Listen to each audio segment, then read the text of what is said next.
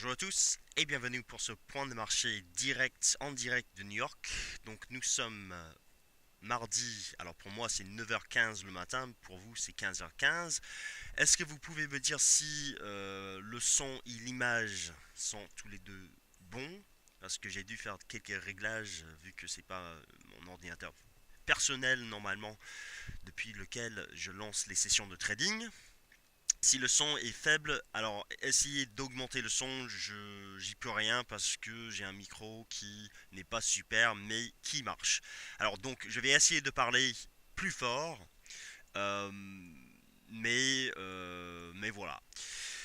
Donc pour cette session, alors je vais d'abord vous montrer l'avertissement sur les risques liés au trading ici, ce qui se trouve sur notre site dailyfix.fr.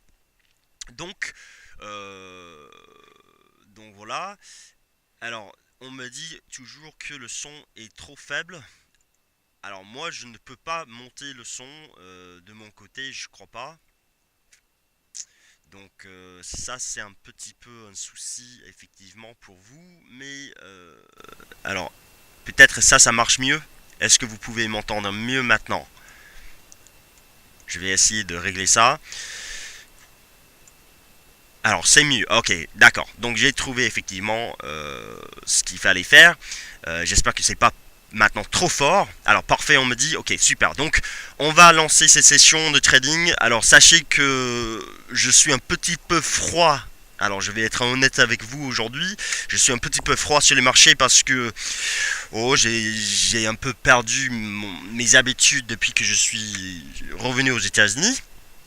Vous savez, quand vous êtes trader ou analyste, vous avez donc vos habitudes, vous êtes devant votre écran, votre ordinateur. Dès que vous changez d'environnement de trading, vous êtes un peu perdu. Et ben ça, c'est moi un petit peu cette semaine. C'est la raison pour laquelle je ne trade pas cette semaine, parce que j'ai l'impression de ne pas pouvoir bien suivre le marché en tant que trader. Par contre, en tant qu'analyste, je vois des choses. J'ai proposé quelques trades hier justement sur l'or et sur l'euro-dollar. Ces deux actifs ont décroché, surtout l'euro-dollar cette nuit, enfin ce matin pour vous, cette nuit pour moi. Donc voici la situation, l'euro-dollar. On est globalement neutre maintenant, au-dessus des 34,65. Ça c'est le support majeur pour le moment, le support clé pour l'euro-dollar. Alors hier j'ai publié sur le forum, vous pouvez regarder ça, j'ai publié donc ce même graphique avec ce petit canal. J'ai dit sur le forum que j'avais un sentiment de déjà vu. De déjà vu, donc comme quoi j'avais l'impression qu'on allait sortir de ce canal et on allait chuter en direction des 34,65. Je pense qu'en fait c'est une configuration que j'ai dû voir plein de fois dans le passé. C'est la raison pour laquelle effectivement je me sentais assez chaud pour des shorts sur l'euro-dollar dans cette zone ici. J'avais en fait indiqué que cette zone ici entre les 35,90 et 36,30-40 était une zone de vente pour moi. Effectivement, donc c'était vraiment les 35,90. Donc désormais en fait l'euro-dollar, à mon avis, il est trop tard maintenant pour vendre sur le court terme. Je ne sais pas s'il faut forcément acheter les 34,65. Euh, j'ai quelques doutes là-dessus, notamment avec.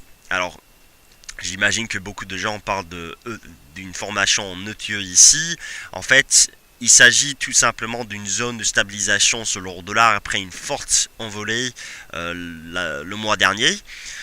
Et maintenant, en fait, le support c'est 34,65. Donc je pense effectivement on peut tenter des achats ici à 34,65, pas avant.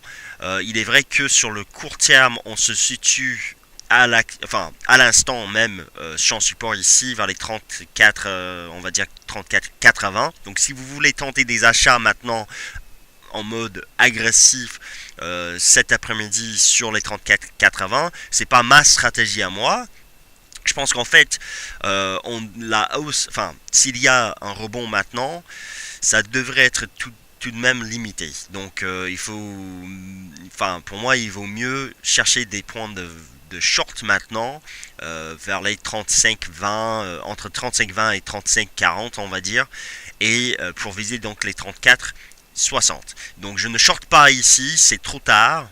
Moi qui arrive ce matin ici depuis New York, je vois déjà le mouvement fait, je ne shorterai pas l'euro-dollar ici. Par contre, je pense effectivement si vous avez shorté hier ou bien ce matin, vous pouvez effectivement déjà prendre vos bénéfices et deuxièmement peut-être tenter des achats sans trop de risques, hein. Donc stop serré, faible levier, parce que à mon avis en fait le risque ici c'est de voir en fait une baisse généralisée de l'euro, parce que si on fait le tour maintenant sur les paires en euros, je vois que par exemple alors cette paire là j'ai privilégié des ventes sur l'euro NZD il y a 2 semaines. Malheureusement moi j'ai été sorti sur mon stop que j'ai remonté en gain de 30 pips, et maintenant en fait on a atteint l'objectif à 60,90. Donc l'euro NZD sur support.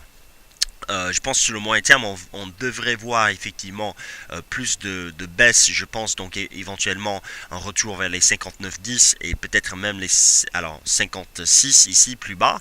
Dans tous les cas, effectivement, ces 2 dernières semaines, surtout sur les paires comme l'euro NZD, l'euro AUD aussi, vous vous rappelez que je vous ai dit, là on est dans une configuration de vente, on devrait je pense partir à la baisse sur le moyen terme. On est en train effectivement de donner un signal baissier sur l'euro AUD. Et donc ceux qui ont shorté dans cette zone ici, qui ont pris le risque de shorter, ou même ici avec un stop remonté au-dessus des plus hauts ici, ils sont en gain, ils peuvent monter leur stop. Remarquez ici, donc j'ai utilisé l'Ishimoku pour justement identifier ce trade. En fait, il s'agit d'un trade depuis un mois, je vous dis, de shorter cette paire. La première fois plutôt, on était vendeur ici, on est monté un petit peu. Peut-être on a été stoppé, mais on a pu reprendre position plus haut sous le Kijun ici, qui a traversé le nuage à la baisse. Et maintenant, on a une accélération baissière. Donc je m'attends maintenant sur la paire Euro AUD. C'est pas trop tard de vendre cette paire. Toutefois, il faut confirmer la cassure des 41,90 aujourd'hui pour viser les 38,50.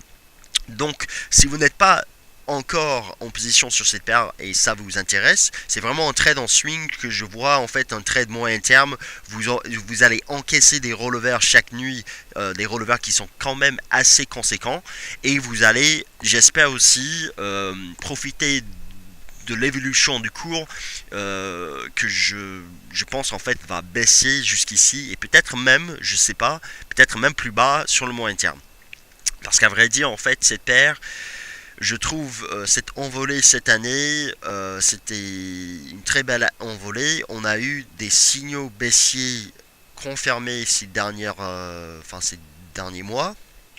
Et maintenant, en fait, c'est la suite. Donc ici, on a une suite désormais de creux, enfin de sommets,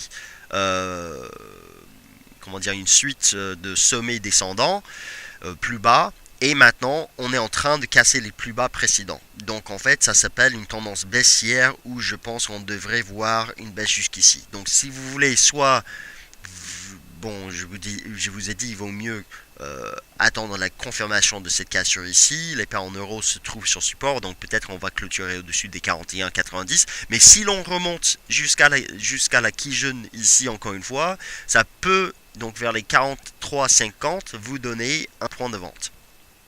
Voilà pour donc l'euro AUD.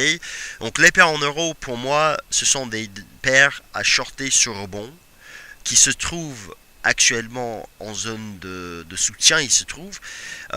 C'est pas forcément le cas pour l'euro yen. Donc les paires en yen ont bien rebondi. Remarquez cette configuration que j'ai tracée sur l'euro yen hier. J'ai tracé ça dans l'après-midi ici, c'était la nuit pour vous. Alors, il s'agit d'un biseau, mais bon, les biseaux c'est sympa, c'est joli, mais on en voit une centaine et il y en a une sur peut-être 50 qui fonctionne. Donc, ici, l'euro yen, honnêtement, je pense qu'effectivement, alors que moi j'essayais de shorter cette paire ici, vous vous rappelez la semaine dernière, je croyais qu'on avait une cassure d'un support, et puis bon, j'avais shorté, et puis finalement j'ai vu le yen monter, donc j'ai coupé la vente euh, avec une perte de, je sais pas, 150 euros, je crois. Là, ici, effectivement, on a eu un beau rebond sur les paires en yen, et je vois en fait les paires en yen en zone de résistance. GBP yen sous moyenne mobile à 20 jours. Alors, j'ai pas forcément une résistance sur l'euro yen, mais effectivement, en fait, après une envolée comme ça, il est légitime d'avoir un pullback un petit peu. Mais je ne shorterai pas, si vous voulez shorter une paire en yen, excuse-moi, si vous voulez shorter l'euro comme devise, c'est pas contre le yen. Je pense qu'en fait, à moins de voir maintenant une forte baisse et on casse les plus bas précédents, l'euro yen pour moi en fait ça peut très bien monter jusqu'à 134,60 ici, les plus hauts annuels. Donc l'euro yen c'est pas pour les vendeurs. GBP yen on a atteint donc la monnaie mobile à 20 jours, vous voyez ici. Euh, Honnêtement, à vrai dire, on est au milieu de nulle part pour moi sur le GBP yen. On peut monter jusqu'à 160, on peut baisser jusqu'ici avant de monter. Je sais juste qu'en fait sur le GBP yen, soit vous tentez des ventes ici sous la moyenne mobile à 20 jours. De toute façon, on a une zone de résistance ici. De toute façon, ici vers les 157,50, 60. Moi, je serais plutôt à la recherche des points d'achat ici à 154, à la recherche des points de vente ici à 160. Et sûrement, en fait, si on devait faire de nouveaux plus hauts annuels pour atteindre le sommet de 2009, alors je vais changer la couleur de cette ligne ici. Sommet de 2009 ici à 162,50. Là, je pense effectivement on pourrait tenter des shorts ici. Donc, short ici, achat plus bas. Honnêtement, on est dans une tendance haussière, donc il vaut mieux quand même attendre les creux pour acheter. Vous avez vu sûrement qu'effectivement le yen, alors c'était une idée de trading de daily fix la semaine dernière où je regardais le RSI, vous vous rappelez, vous pouvez vérifier ça sur le forum, je regardais le RSI ici et une fois qu'on a cassé le RSI, en fait c'était ici qu'on a cassé, donc on a eu la cassure du RSI. Et c'est plus évident sur un graphique de court terme en données horaires. Alors ici, une fois qu'on a cassé la résistance du RSI, vous voyez ce qu'on fait depuis sur l'USDN. On est sorti par le haut d'un canal baissier ici de court terme, donc on peut très bien aller chercher par exemple la bande supérieure du Bollinger qui se situe aux alentours des 99,70.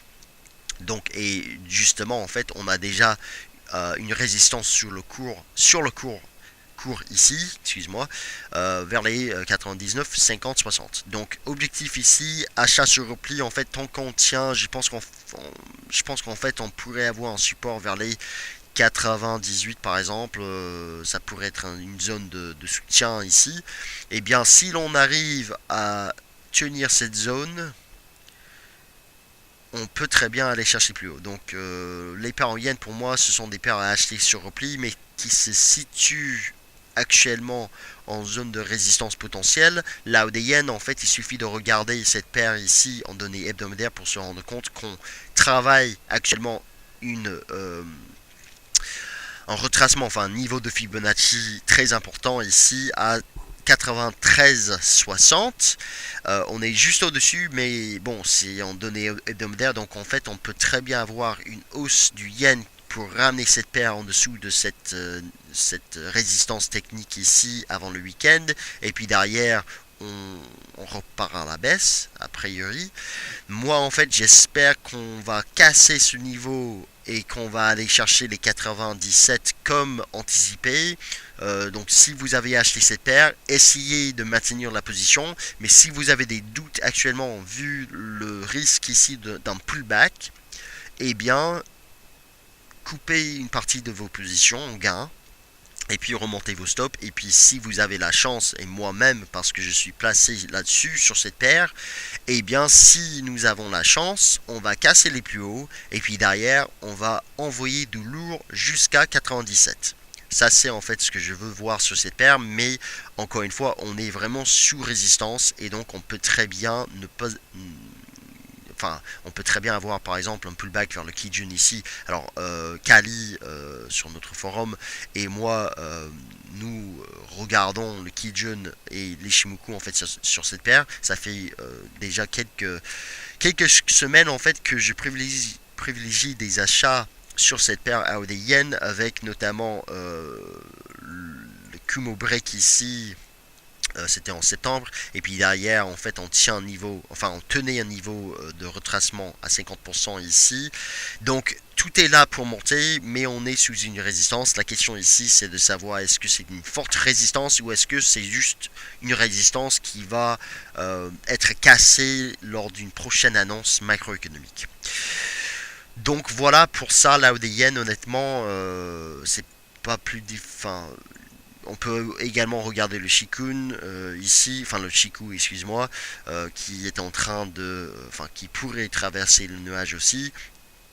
En gros, sans Ishimoku même, je pense qu'en fait on peut monter, mais encore une fois, les paires yens vont probablement entamer des pullbacks avant de se lancer à la hausse. Ce que j'ai adoré sur cette paire, j'ai vraiment adoré le gap baissier dimanche soir, et puis l'avalement haussier confirmé hier.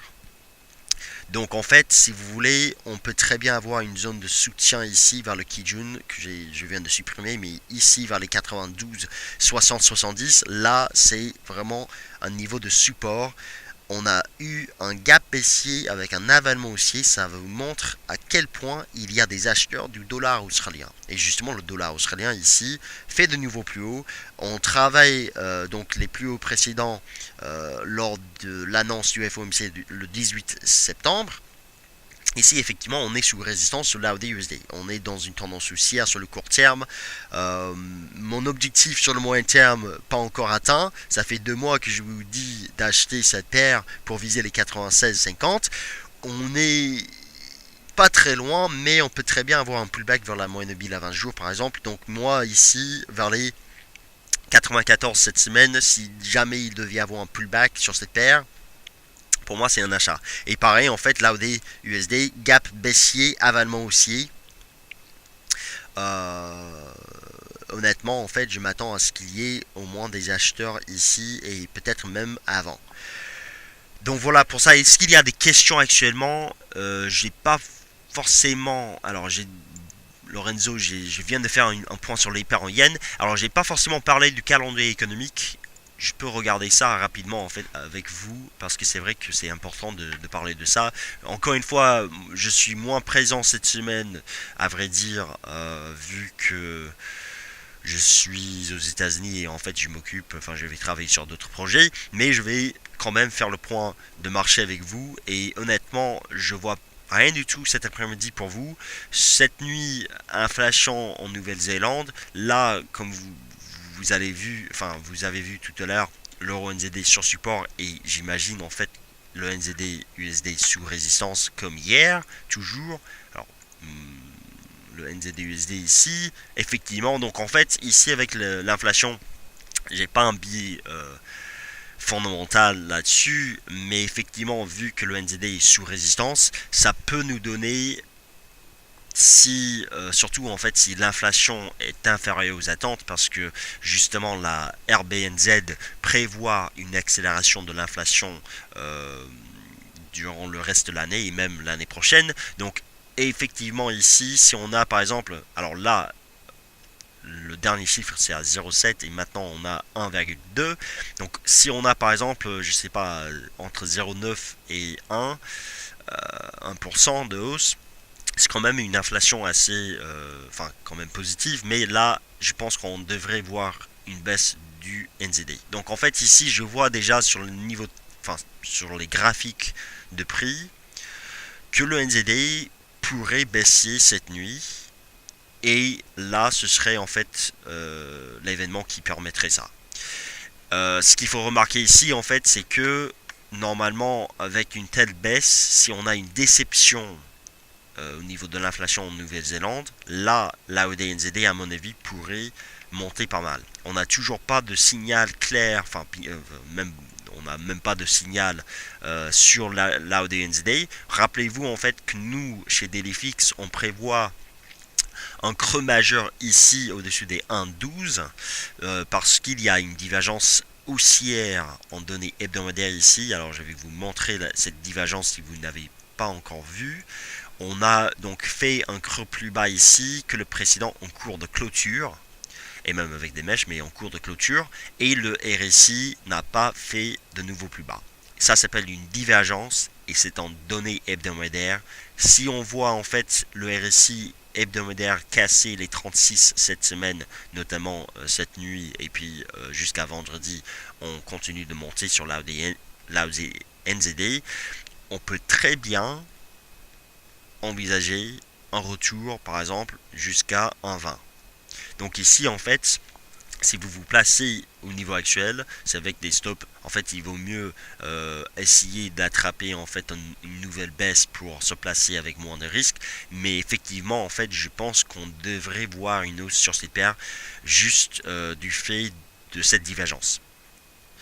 Et vous qui savez que j'adore les divergences, j'adore jouer les divergences, là ici en fait, à vrai dire, si j'étais encore dans le bureau parisien cette semaine, je pense qu'en fait je chercherais bien des niveaux d'achat, des points d'achat pour justement parier sur la confirmation de cette divergence. Donc voilà pour ça en fait l'inflation en Nouvelle-Zélande. Sinon bon, j'imagine que Vincent et Nicolas ont déjà fait le tour sur le calendrier de cette semaine. Le plus important en fait ici, c'est pas forcément les publications macroéconomiques. C'est la raison pour laquelle je m'intéresse moins à ça. C'est vraiment ce qui va se passer d'ici donc jeudi le 17 octobre, lorsque le Trésor US lorsque en fait le plafond de la dette va être atteint. Rappelez-vous en fait que donc en gros cela veut dire que le Trésor US va ne pas pouvoir emprunter pour financer ses activités courantes. Derrière, en fait, la question c'est alors donc si l'on atteint justement le plafond le 17 octobre, quand est-ce qu'on peut envisager en fait justement, sans accord au Congrès bien entendu, quand est-ce qu'on peut prévoir un épuisement vraiment de toutes les liquidités du Trésor, parce qu'en fait il y a encore des mesures exceptionnelles dont dispose le Trésor, et donc ici je pense qu'en fait entre le 17 octobre et le 1er novembre, en fait s'il n'y a pas d'accord au Congrès, et je pense ils ont intérêt quand même à trouver un accord, là on parle vraiment d'un défaut technique du Trésor US, ce qui n'est jamais arrivé depuis la naissance des États-Unis.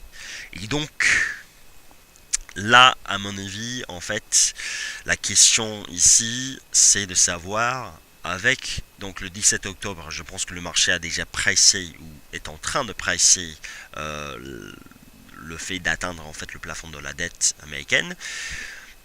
Est-ce que le dollar va monter ou baisser? Alors ça, c'est une question très difficile. Enfin, la réponse en fait ici c'est pas évident, parce qu'en fait la question c'est de savoir est-ce que le dollar va monter ou baisser. Normalement si c'était par exemple un pays européen, je dirais oui, le dollar va monter sûrement parce que c'est le flight to security. Les opérateurs en fait ils cherchent des valeurs refuges comme le dollar américain, comme les bons de trésor américains. Pour acheter des bons de trésor américains, ils doivent d'abord acheter des dollars, donc le dollar monte. Ici, quand même, on parle d'un défaut technique, la possibilité d'un défaut technique des États-Unis. Donc, forcément, on va pas, j'imagine, les investisseurs n'ont pas trop envie d'acheter les mêmes actifs qui risquent d'être en défaut. Donc, j'ai du mal à dire que le dollar va forcément monter. Donc ici, effectivement, c'est la raison pour laquelle je pense qu'on voit toujours un peu de faiblesse sur le dollar. Fondamentalement parlant, il est difficile d'envisager une hausse du dollar du fait des craintes d'un défaut. Personne ne veut détendre en fait des obligations qui vont par la suite faire défaut. Mais au niveau de l'analyse technique, en fait, on voit qu'on a eu une divergence haussière qui a été déjà confirmée sur le dollar américain, sur donc le Dow Jones FXM US dollar ici. Donc on a cassé le plus haut précédent. Ça veut dire en fait que le RSI fait de nouveau plus haut. Et donc pour moi en fait c'est la confirmation. Ici pour pouvoir envisager maintenant, et c'est souvent le cas avec des divergences lorsqu'elles sont vraiment confirmées, on va avoir une forte hausse du dollar américain, avec une forte baisse bien évidemment des paires en dollars, avec une forte baisse des métaux précieux, ce qu'on voit déjà. Alors ici en fait je vous propose tout simplement, et je vais chercher donc le graphique donc du dollar index. Il y a un triangle en fait qu'il faut regarder sur cette... alors je vais juste vous montrer ici plutôt. Sur le graphique de court terme, en fait, j'ai identifié un triangle hier sur donc le dollar index. Vous pouvez donc tracer comme ça. Voilà. Donc c'était la résistance justement aujourd'hui, le haut du triangle, avec donc un espèce... Enfin, je sais pas si c'est vraiment super ce support du triangle, mais je pense qu'en fait ça vous montre à quel point le marché il est indécis. Il attend vraiment déjà le plafond de la dette, mais aussi un accord au Congrès. Et puis s'il n'y a pas d'accord, on attend finalement un défaut des États-Unis. Donc en fait, on a un triangle, une espèce de triangle ici. Et donc si l'on devait repartir à la baisse, on va aller chercher le support ici vers les 10 000, ça fait 10 480 points. Au-dessus, sorti par le haut du triangle, on a, avec la divergence haussière que je viens de vous montrer, une forte hausse du dollar américain. Et là, en fait, ça pourrait, je pense, avoir lieu si le Congrès américain, donc les républicains à la Chambre des représentants et les démocrates dans le Sénat, si en fait on trouve un accord pour donc repousser déjà, enfin relever le plafond de la dette et puis repousser toutes les échéances et tout ça. Ici, en fait, on devrait voir, à mon avis, une hausse du dollar américain. Donc, attention à ça. La raison pour laquelle je traderai plutôt le dollar américain en me basant sur l'analyse technique, c'est que rappelez-vous en 2011, alors petite histoire, vous rappelez sûrement si vous étiez sur le marché à ce moment-là, moi je me rappelle très bien, en août 2011, je crois que c'était déjà le 1er ou le 2 août, on a eu donc une dégradation de la note américaine par Standard Poor's, qui est justement quelques étages en dessous de moi actuellement. Donc ici, quand on a eu la dégradation de la note américaine, ça veut dire en fait que le risque de crédit, le crédit américain était moins attractif, le risque de défaut était théoriquement parlant plus élevé, et le dollar américain est monté parce que en fait finalement avec une dégradation des États-Unis, en fait les investisseurs ont quand même acheté des bons de trésor américains. Parce que en fait, quand vous dégradez les États-Unis, ça veut dire probablement qu'en fait, toutes les perspectives de croissance dans le monde sont aussi dégradées. Donc on recherche quelque chose qui est plus sûr, et quand même avec même une note qui n'est pas forcément AAA aux États-Unis, les placements aux États-Unis sont quand même des placements les plus sûrs au monde. Donc ici en fait on pourrait justement voir ça.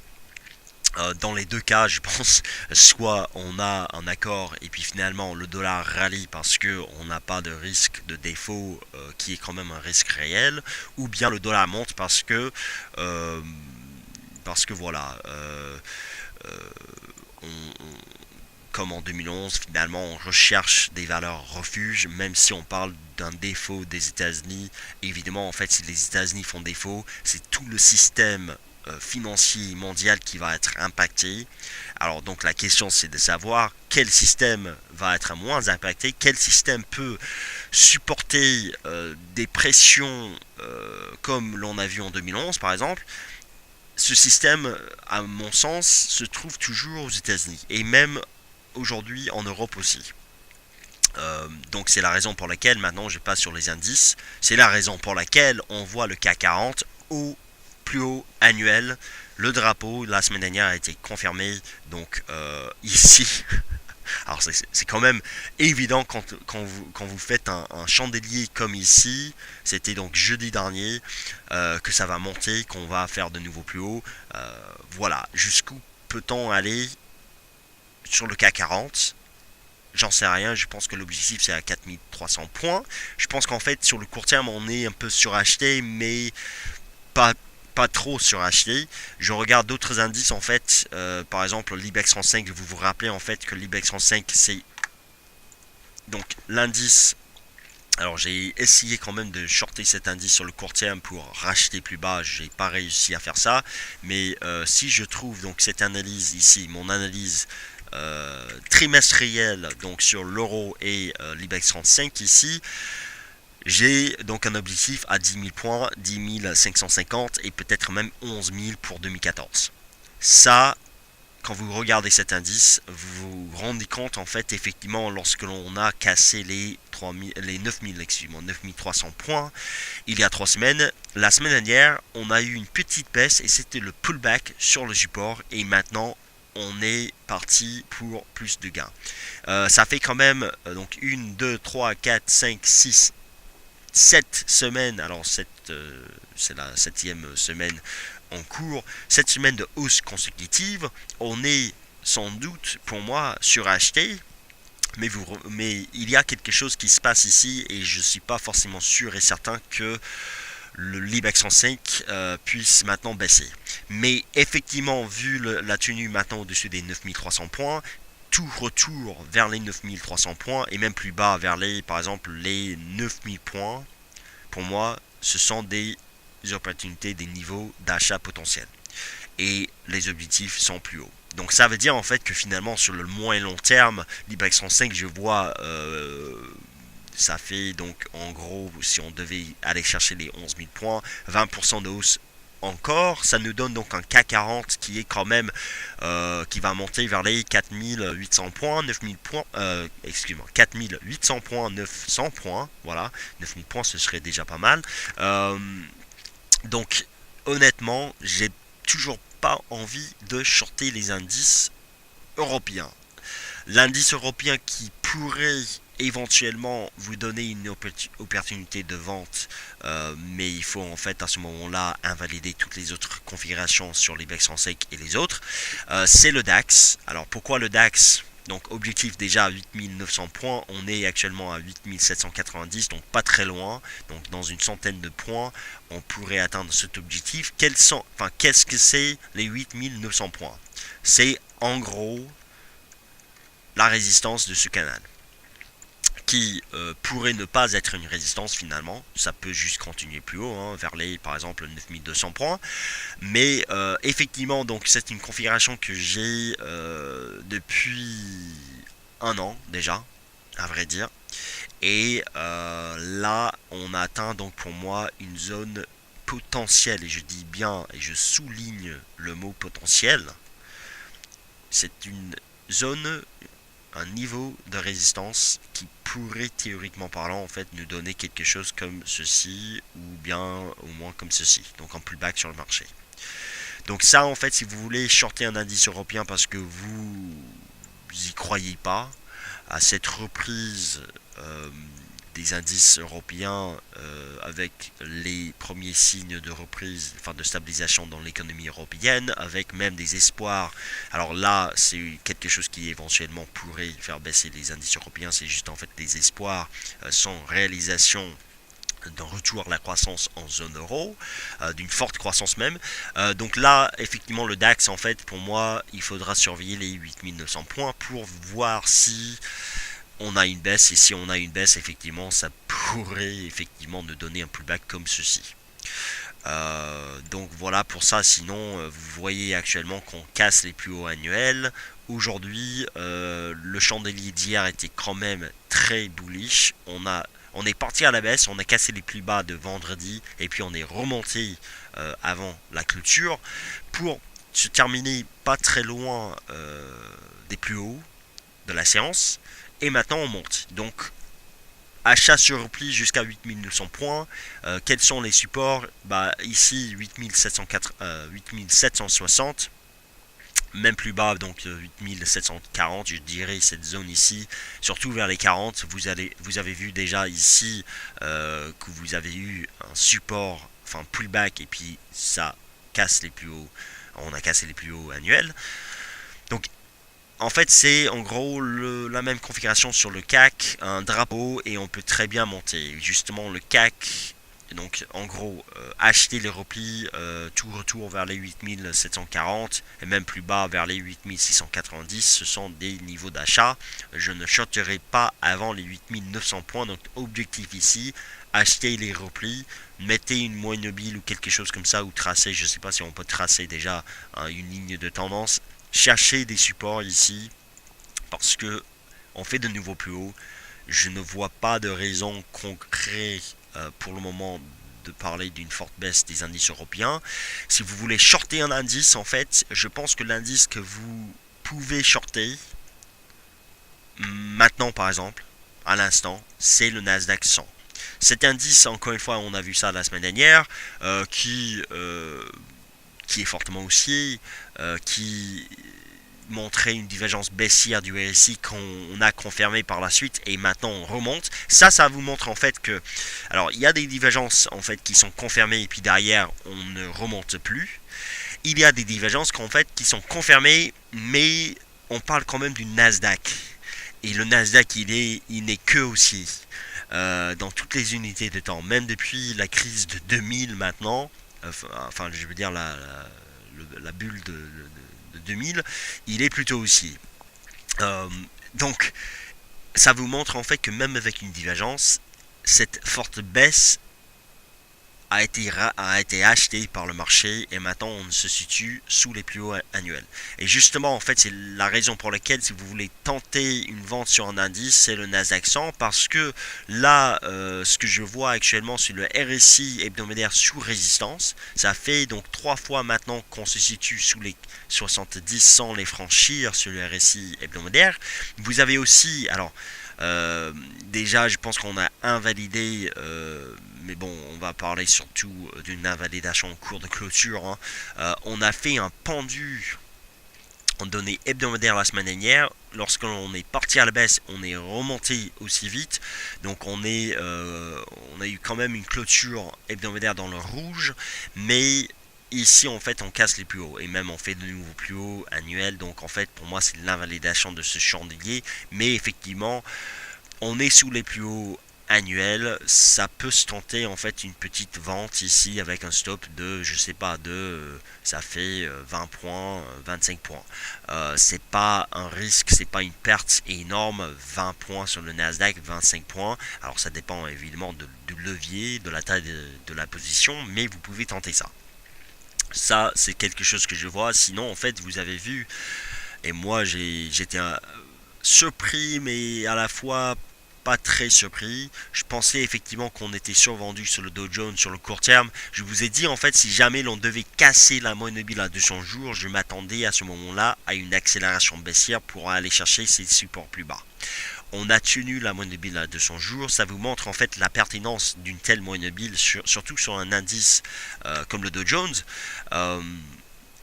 Tous les opérateurs voient une telle moyenne mobile, ils se disent que ça en fait c'est la moyenne mobile à 200 jours, référence sur le long terme.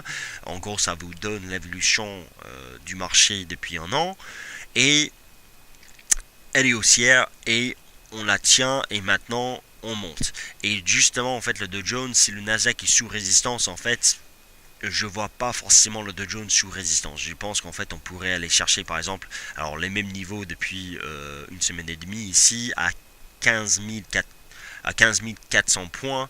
Vous vous rappelez ce niveau, en fait c'est un pivot en gros sur le moyen terme. Il est quand même un peu difficile et à la fois pas très difficile de trader les indices américains en ce moment. La raison pour laquelle c'est un petit peu difficile, c'est ça dépend en fait de l'horizon de placement parce que ceux qui achètent ou vendent sur le long terme, sur le moyen terme, eh bien ils ont du mal parce que chaque fois en fait on atteint ici les plus hauts annuels à 15 660 points et on repart à la baisse par exemple. Ceux qui achètent ici en fait par la suite on baisse, donc il est difficile de tenir, d'avoir une idée claire sur l'évolution du Dow Jones dans les 6 mois à venir. Est-ce que l'on va monter pour aller chercher de nouveaux plus hauts? Est-ce que l'on va casser la moyenne de la 200 jours pour aller chercher bien plus bas comme certains le pensent? J'en sais rien, je sais juste au niveau actuel on est plutôt au milieu de nulle part, à vrai dire. Et même en fait les derniers chandeliers étaient sacrément bullish. Ça va être difficile pour le Dow Jones de repartir à la baisse maintenant.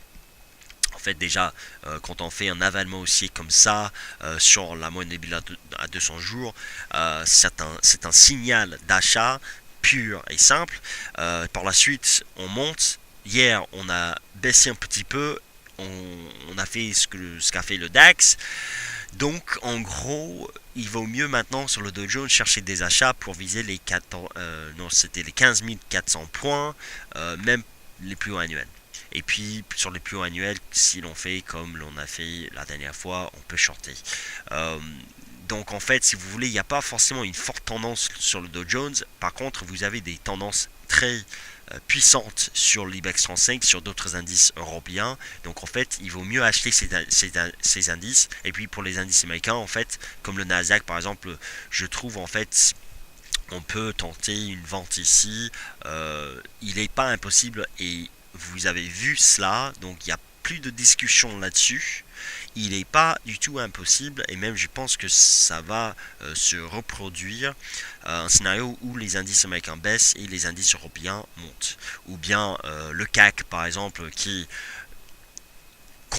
consolidait ici au sein d'un drapeau sans forte baisse, sauf ici, tout le monde s'est excité à ce moment-là, mais en fait, vous avez vu que c'était juste une consolidation du marché. Effectivement, on fait de nouveaux plus hauts annuels. Effectivement, alors dommage, il est quand même dommage qu'on n'ait pas eu le test des 4095 points comme j'avais souhaité, mais il est quand même évident que c'était juste une consolidation alors que les indices américains baissaient fortement. Donc, vous avez quelque chose à faire, c'est un thème sur le marché, la surperformance de l'Europe. Je ne vois pas pour le moment de raison de m'inquiéter sur cette stratégie d'achat sur les indices européens toujours.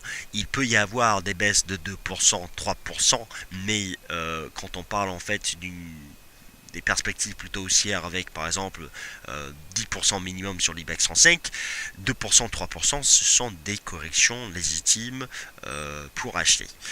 Voilà donc pour ça.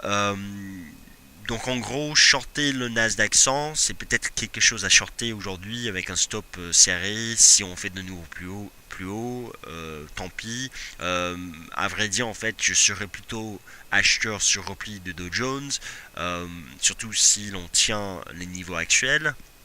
J'ai pas regardé un graphique de court terme, mais vous avez ça. Et puis pour les métaux, là sur les métaux, j'étais très chaud la semaine dernière. Vous pouvez regarder, donc mon journal de trading et vous avez vu que, alors c'est pas tous les jours qu'on connaît des moments comme ça où on est très chaud sur le marché et on arrive vraiment à shorter ou à acheter tous les points hauts et points bas, mais je l'ai fait la semaine dernière et donc j'ai vraiment fait exploser mon compte trading juste avec l'or la semaine dernière et même j'étais même pas devant le marché à vrai dire. Je vous passe le lien vers mon journal de trading pour vous montrer. Donc ici donc alors ça c'est le début, donc je vais aller chercher le dernier. Alors donc ici en fait j'étais vendeur de l'or et j'ai réussi bizarrement, je sais pas, j'ai bien senti le marché, j'ai shorté tous les rebonds de l'or et en fait chaque fois ça a baissé par la suite, c'était exceptionnel et puis j'ai pris tous mes gains par la suite, donc tous mes gains j'ai coupé tout, c'était vendredi lorsque l'on a atteint, alors c'est plus bas effectivement, je suis pas logué, plus bas en fait et j'ai été même slippé, j'avais un slippage positif, hein. Ça existe positif parce que ma limite se trouvait à 1280,20 centimes je crois. Et en fait mes limites ont été exécutées vers les 1268. Et donc en fait là sur l'or j'étais très chaud et hier même j'ai proposé une vente sur l'or ici dans cette zone ici sous les 1290. Surtout en fait je disais que là ça reste baissier sous cette zone ici. On est parti à la baisse et maintenant on remonte. On est sur les métaux, on va dire sur le fil du rasoir, mais on est sur support. Ici, 1265-75, j'imagine qu'il y avait des gens qui ont tenté des ventes sous cette zone ce matin. C'est un support. On ne shorte pas si bas sur un marché. Parce que là, on est bas sur le court terme et on est sur support. Certes, les vendeurs vendent toujours les rebonds, mais là, en fait, j'ai l'impression que on est en train de tenter quelque chose sur l'or. Si on arrive à tenir ce niveau, minimum on peut aller chercher les 1300.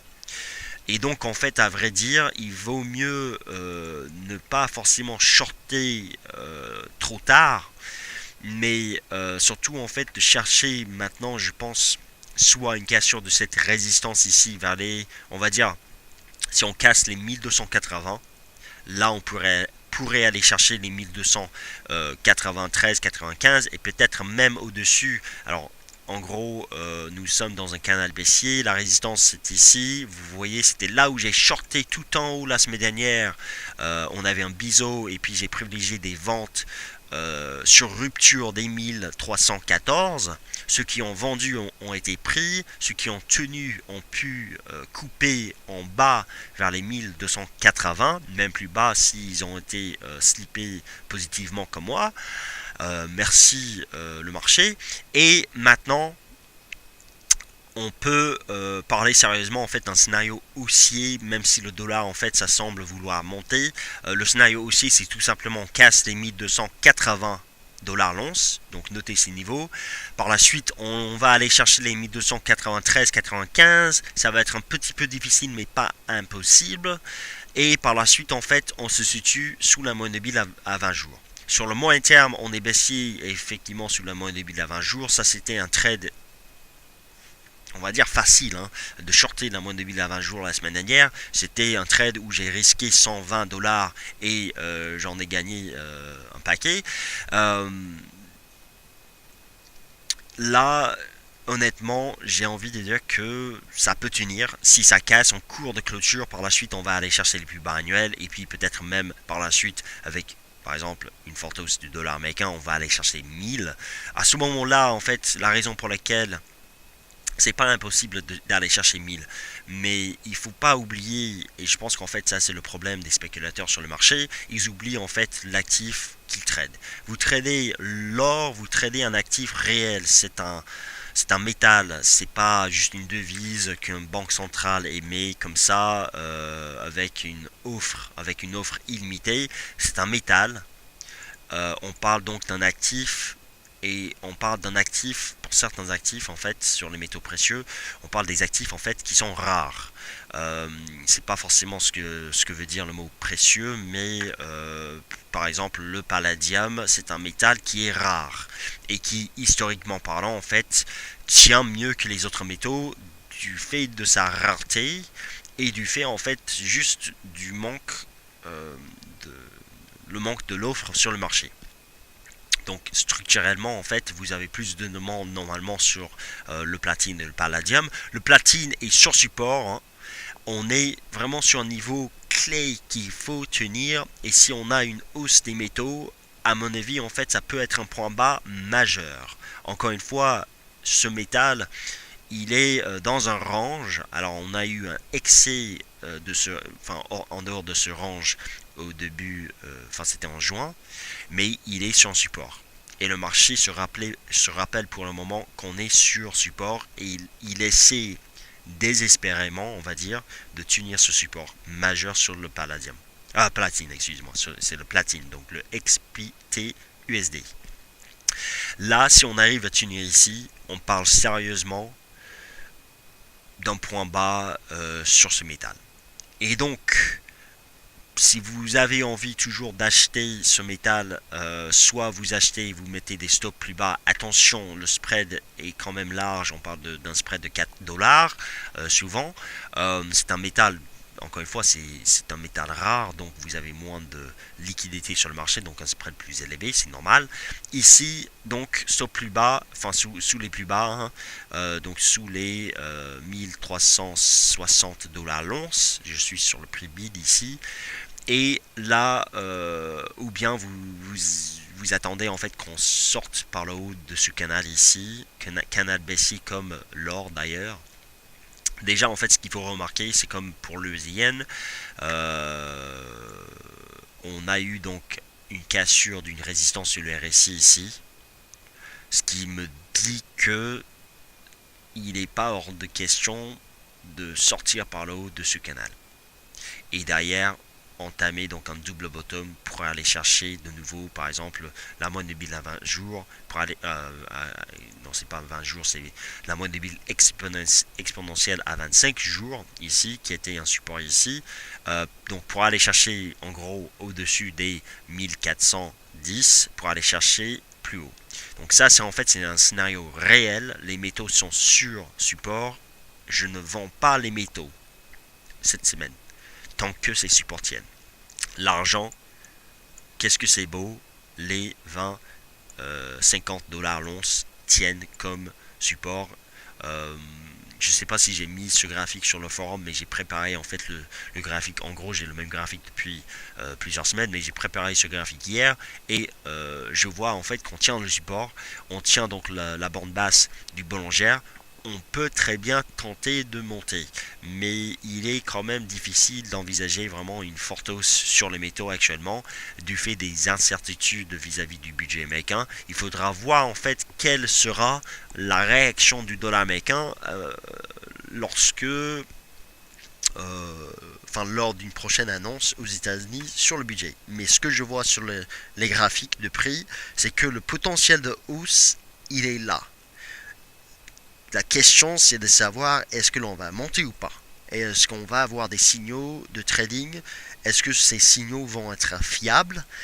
Je pense qu'en fait, dans le cas d'une annonce définitive surtout, mais d'une annonce en fait au Congrès, un accord ou quelque chose comme ça, et on est très loin encore d'un accord, hein. Si on a des signaux avec une telle annonce, ces signaux devraient à mon avis être validés. Ça va pas forcément être de faux signaux. Donc honnêtement, trader pour le moment en fonction de l'analyse technique, et puis si on a une annonce, attention au décalage qui va avoir lieu parce qu'en fait ça va vraiment entraîner une forte hausse de la volatilité sur les métaux. Voilà donc pour ce point de marché. Maintenant je vais passer aux questions et essayer de répondre à ces questions. Tusnut, bonjour. Alors vous me dites que casser des mythes, les US ne peuvent pas faire défaut. Alors les États-Unis, moi j'ai envie de croire à ça, Tusnut, mais les États-Unis en fait c'est vrai qu'ils peuvent faire défaut. En fait la raison pour laquelle peut-être en fait ces discours, alors Tusnut vient de me passer ce point ici, je vais lire ça plus tard Tusnut, pas devant tout le monde.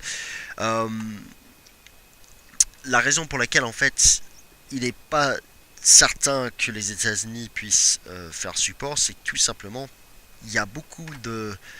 J'ai entendu quelqu'un sur Bloomberg justement dire ça, il y a beaucoup d'émotions, mais il y a pas beaucoup de, il y a beaucoup moins de faits actuellement. Donc en fait, personne ne sait exactement où on va est-ce que effectivement on se dirige vers un défaut? Est-ce qu'en fait finalement ce risque est vraiment euh, pas très pas très très important?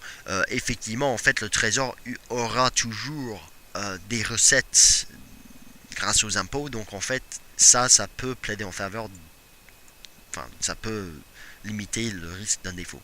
Mais en fait c'est juste la peur d'un défaut, et pour le moment je vois effectivement sur le marché, je pense que le marché se dit également que le Trésor US dispose de d'autres euh, comment dire, d'autres moyens de financer ses activités, enfin surtout de payer ses dettes.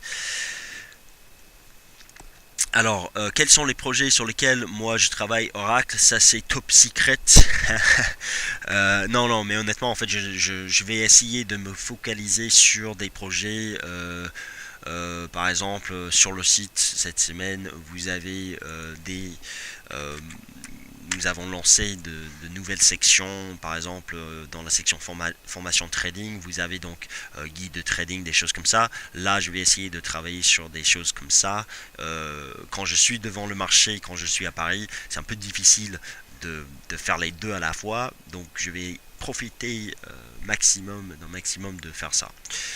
Alors, bonjour Pascal, les US émettent leurs dettes dans leur monnaie, ils payent les intérêts avec leurs planches à billets, les taux courts ont grimpé car aucun institutionnel achète des obligations court terme américaines sauf la Fed. Par contre, si les taux longs commencent à bien augmenter, là je pense que tout le monde pourra se mettre aux abris. Euh, L'avenir des US sont dans les mains des Chinois, plus gros détenteurs d'obligations US. Félicitations. Merci pour les félicitations. Oui, c'est vrai que j'ai terminé enfin tout ce qu'il fallait pour mon master en finance de marché il y a seulement 3 semaines. Merci Pascal. Alors c'est vrai en fait que les taux courts montent. Alors j'ai pas forcément regardé l'évolution de la courbe des taux aux États-Unis, mais quand on parle en fait d'une hausse des taux, enfin d'une hausse des taux sur la partie courte de la courbe, en fait, ça nous donne, on se rapproche, on va dire, d'une situation de backwardation, de déport sur le marché. Ce qui est historiquement, en fait, lorsque l'on a, je dis pas en fait qu'on est déjà en déport, mais lorsque l'on a une courbe des taux en situation de déport sur le marché, c'est-à-dire que les prix bon, en gros, là, vous aurez en fait une situation de récession où le marché presse, il intègre en fait, il prévoit une récession aux États-Unis. Ça, en fait, ça me semble en fait une situation plausible vu que on parle quand même éventuellement de coupe budgétaire aux États-Unis, une nouvelle coupe budgétaire avec une fermeture du gouvernement américain actuellement qui pourrait peser un petit peu sur la croissance américaine. En gros, en fait, les perspectives de croissance aux États-Unis, chaque jour qui passe sans le gouvernement ouvert et même avec les probablement plus de coupes budgétaires aux États-Unis, ça nous donne quand même des perspectives baissières sur la croissance américaine du fait de la partie, de la partie des dépenses de l'État américain dans le PIB américain. Voilà. Mais bon, en gros, j'ai pas forcément regardé les taux, sais pas forcément ma spécialité, le marché obligataire, mais effectivement, c'est quelque chose qui se passe actuellement. Alors bonjour, Phil NFP, le plafond va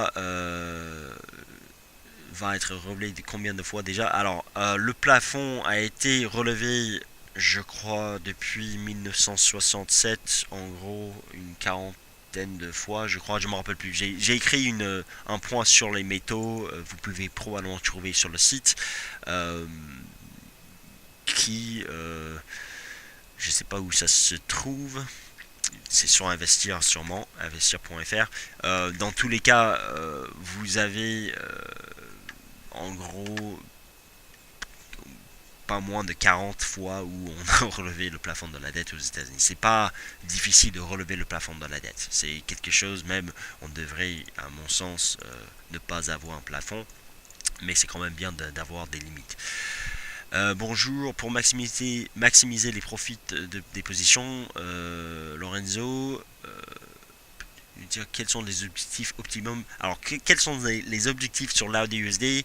Alors j'ai déjà parlé de ça, l'AUD-Yen déjà parlé de ça, l'Euro-AUD j'ai déjà parlé de ça, GBP-AUD je suis beaucoup moins cette paire à vrai dire, donc j'ai pas forcément un objectif là-dessus. On casse un support clé ici à 1,6850, donc en fait si ça continue justement, je pense qu'en fait un objectif sympa, ce serait 61-60. C'est le premier support majeur que je vois. En fait, c'est une ancienne résistance ici. Peut-être avant, peut-être vers les 63.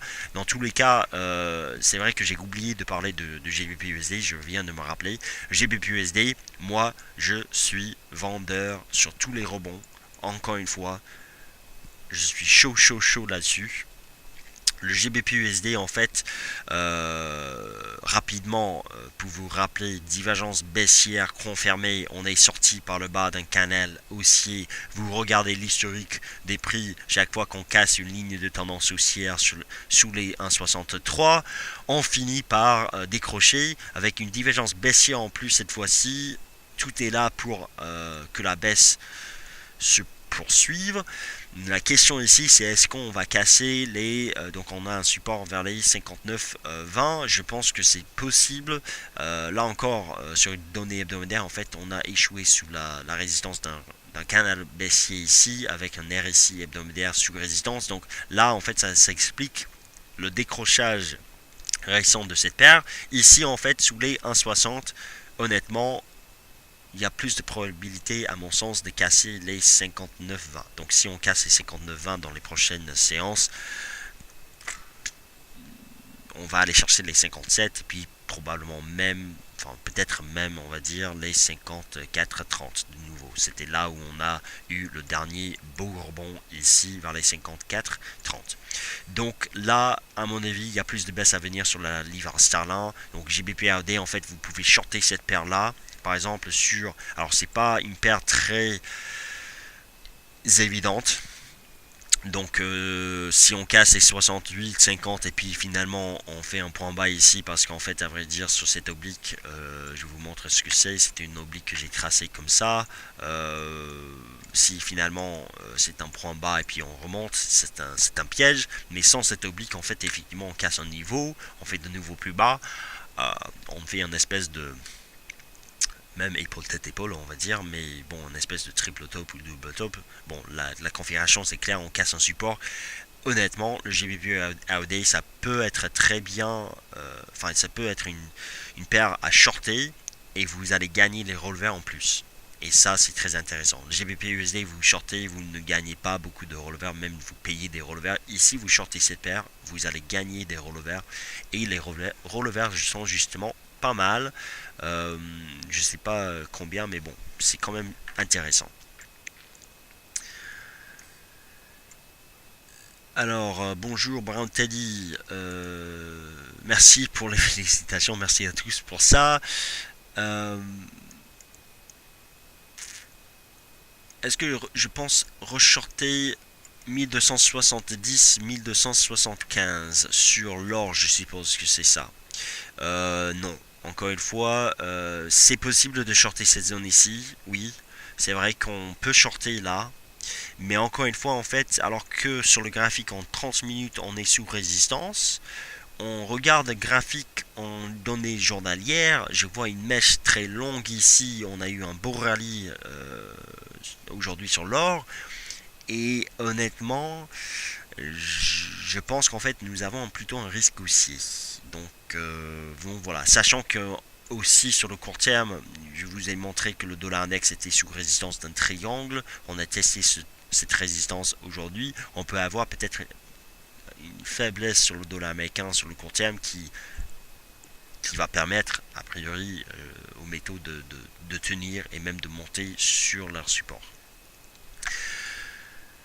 Voilà, donc pour ça, est-ce qu'il y a d'autres questions? Donc moi en fait je suis hors marché sur l'or, vous faites ce que vous voulez, il y en a qui achètent au niveau actuel, et là je pense qu'effectivement on a plus à faire à l'achat qu'à la vente, mais par contre en fait on n'a pas encore écarté tout le risque baissier sur le métaux, mais rien que voir l'argent avec cette mèche sur les 20-50, ça me dit que effectivement on va pas casser le support tout de suite. Voilà, donc ça fait 1 heure que je parle. Je vais donc arrêter là et je vais vous inviter donc demain à me rejoindre à la même heure. Alors je vais probablement préparer pour vous demain. J'ai pas préparé des graphiques de court terme en 30 minutes pour trader, vraiment pour proposer des trades. Ce matin, enfin cet après-midi pour vous, je vois quand même, alors tout à l'heure l'euro-dollar apparemment on est monté un petit peu effectivement. On a un support sur l'euro-dollar, ça peut monter, mais honnêtement je pense qu'on peut aller chercher les 34,65, donc je n'achèterai pas avant personnellement. Aujourd'hui je pense effectivement nous avons atteint un point bas. Donc on peut tenter vraiment une stabilisation et peut-être en fait on va avoir une consolidation durant le reste de la séance et même durant la session asiatique. Et puis si on voit demain par exemple, si vous voyez un espèce sur le graphique du court terme, une espèce de je sais pas canal ou quelque chose comme ça, ça peut vous donner déjà une idée de trading pour shorter l'euro-dollar de nouveau sous la résistance de cette configuration. Donc moi je laisse en fait le cours se stabiliser, le marché se stabiliser. Si on fait de nouveau plus bas, c'est pour aller chercher ici, mais honnêtement je pense qu'en fait on risque de rebondir dans un premier temps un petit peu, ou même juste d'avoir une consolidation sur ce marché. Voilà, donc j'arrête là. Pour toute autre question, le forum, je vais... alors pour vous, en fait, pour les traders nocturnes, sachez que là, actuellement, il est 10h20 pour moi à New York. Donc en fait, moi, je peux très bien être sur le forum à 10h le soir. Même pour moi, 7h, à 6h, 7h l'après-midi, le soir, en fait, pour moi. C'est de la session asiatique, donc en fait si vous êtes trader nocturne, n'hésitez pas à poster sur le forum. Moi je vais passer de temps en temps durant la session asiatique un petit peu, et donc vous aurez comme ça vraiment un suivi 24 heures sur 24 sur dailyfix.fr cette semaine. Voilà, donc je vous remercie tous pour m'avoir suivi pendant ces sessions. Je vous remercie pour les retours concernant mon master, et sinon bon trade, bonne séance et bonne fin de séance déjà, et à demain pour le prochain point de marché en direct depuis New York.